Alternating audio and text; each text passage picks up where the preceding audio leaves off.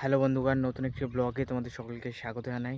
আজকে আমি বর্তমানে কি কাজ করব সেটা তোমাদের দেখাবো। হ্যাঁ বন্ধু, বর্তমানে পটলের জমিতে দেখো নতুন পটলের চারা বেরিয়েছে।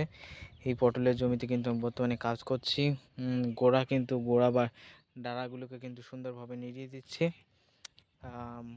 দেখো এই ঘাসগুলিকেও কিন্তু বেছে বেছে দিচ্ছি, যাতে গোড়ায় তেমন পরিমাণে ঘাস না থাকে। তাই তোমাদেরও বলবো, জমির ঘাসগুলোকে খুব দ্রুত এইভাবে বেছে দাও।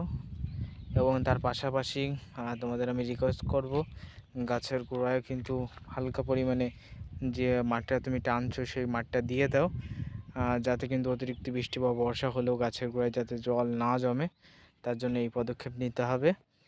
আর একটু বৃষ্টি বা বর্ষা যেহেতু থেমে যাচ্ছে, আর সমস্যা নেই। এখন আমি খুব দ্রুত বাজার থেকে মূলো, পালং শাক, ওলকপি নিয়ে আসবো। এসে বীজটা ছড়িয়ে দিয়ে পুরোপুরি জমিটা একেবারে কোদালের সাহায্যে কুপিয়ে দেব, যাতে ভেতরে ঘাসগুলো কিন্তু একেবারে মরে যায়। ঘাস মারা দিয়ে দিয়েছি, তবু যাতে ঘাসগুলো যাতে সহজে মরে যায় এবং চারাগুলি যাতে সহজে ফোটে। এবং চারা ফোটার পর আমি কিন্তু এখানে নিড়িয়ে দেবো, নিড়ির সাহায্যে কিন্তু সুন্দর করে কিন্তু নিড়িয়ে দেবো। তাই কিন্তু আমার এখন থেকে কিন্তু কাজ শুরু করতে হবে। এখন থেকে কিন্তু আমাদের কাজ শুরু করে নিতে হবে, তা না হলে কিন্তু হবে না বন্ধু। তাই আমি খুব দ্রুত কিন্তু কোদালের সাহায্যে এটা কোপানোর চেষ্টা করব। তাই আজকে ব্লগ ভিডিও বেশি লং করতে পারলাম না। ভিডিও ভালো লাগলে লাইক, কমেন্ট, শেয়ার অবশ্যই করে দিও।